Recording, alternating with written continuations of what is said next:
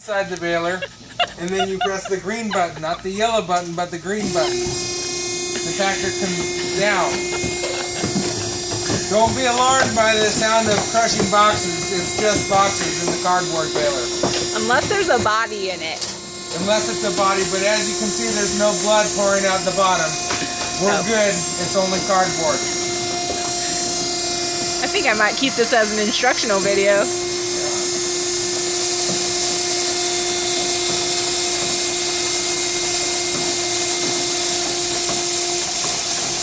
Oh, I guess I didn't even run this one.